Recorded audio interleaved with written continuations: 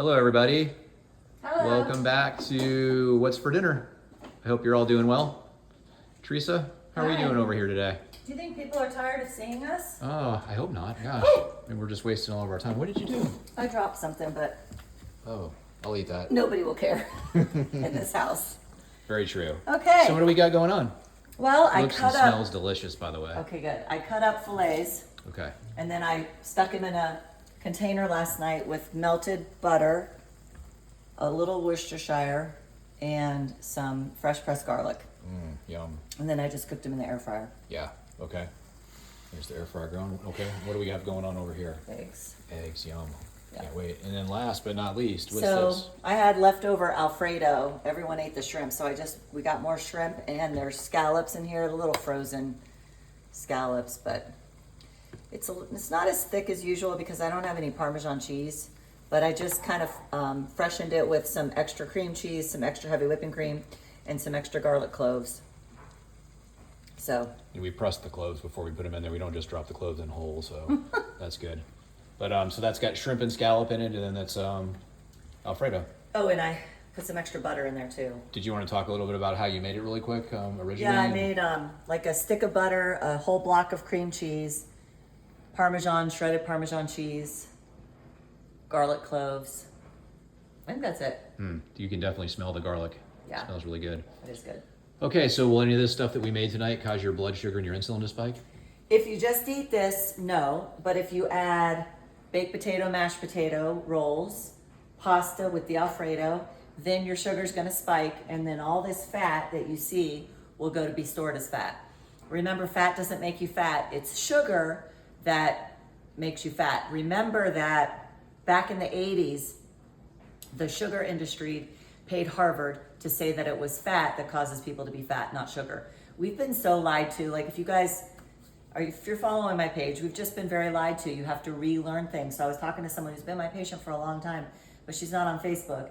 And she was saying something about her cholesterol. And she's like, but I do have eggs every day. And I'm like, good. Eggs don't cause your cholesterol to go up. It's sugar. So. Okay. What Yeah. else?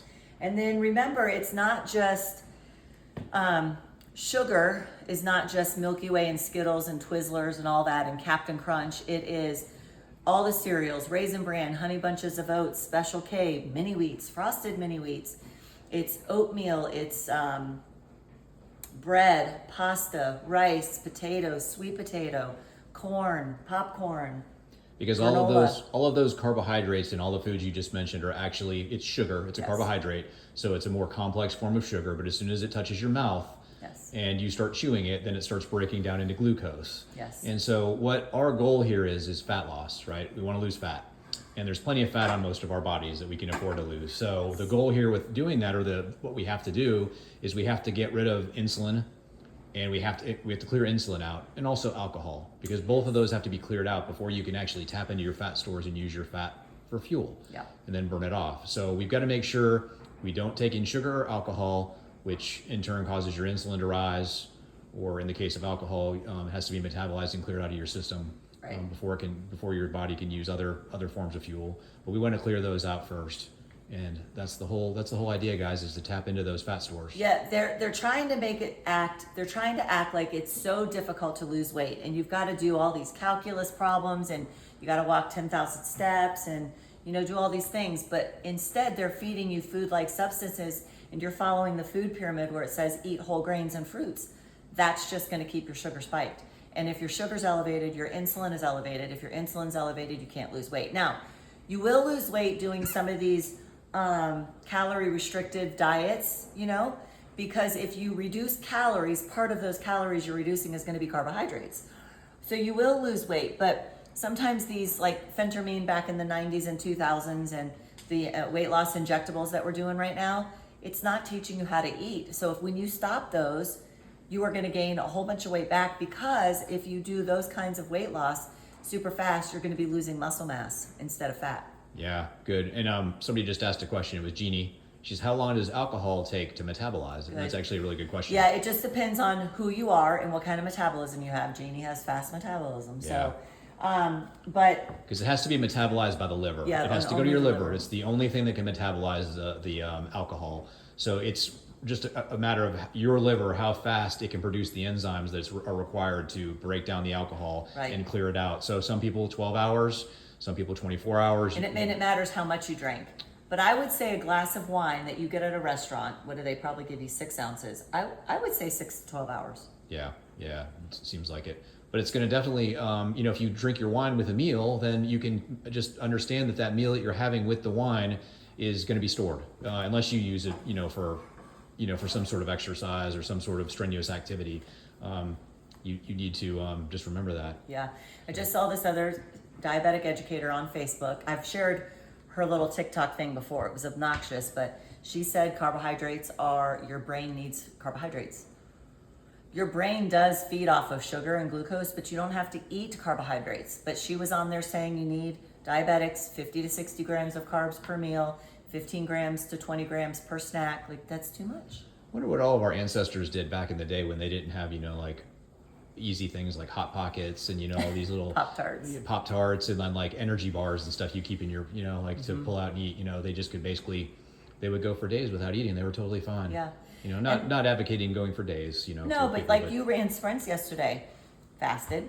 Yep. And did you come right home and replenish your glycogen stores with bananas and apples and all that? No, but what I did do is I came home and I poured salt straight down my mouth and I chased it with water and replaced my electrolytes that I lost through sweating. But my body, doing things like sprints and powerful exercises requires glucose. It's a glycolytic exercise that you're doing. But what I'm trying to do is use my fat for glucose. And Teresa's mentioned this before, gluconeogenesis is the process by which you can take stored fat and you can convert it to glucose in the liver. Yep. And then that glucose can be used for fuel for your brain or your body, whatever is needed. And so that's what I'm trying to do. I want to make sure that when I'm running my sprints, I'm tapping into my fat stores and using my fat for the energy I need. That's fat adaptation. And so, I perform fine. Now maybe an Olympic level sprinter or something needs carbohydrates. Right. So they can shave off 0.0002 seconds off of their 40-yard sprint, so they can beat the next person in line. Mm-hmm. That's one thing, but how many people are we talking about here, guys, that can actually perform at that level that they need carbohydrates? Most of us are the exact opposite. Most of us have excess fat that we need to burn off and get rid of. And females have a lot of extra fat, like we just do. 40,000 calories is the average fat that an American carries on their body. How many calories in fat that they carry on their body. So imagine that. Imagine just tapping into that 40,000 calories of fat. Right, that's all the fuel that you could fuel yourself with, but your body can't get it. Your body's waiting for the banana you're going to eat before you go to the gym so it can take the quick stuff circulating in your bloodstream. Yeah. So you can never get to the stored fuel, which is fat. Yep, that's the whole idea, guys, is clearing the sugar, clearing the insulin, clearing the alcohol, and then being able to tap into that fat stores. So anyway. So tell us what questions you have. What do you want us to talk about? Every night, not every night, but some nights Mark's like, what are we going to talk about tonight? And I was like, can we not talk about it enough? Because new people and whatever. Yeah, hearing it over and over sometimes is the best way to learn. So anyway, we love you guys. Tell us what you're having for dinner, and God bless you all, and we'll see you next time. Yes, bye. Bye.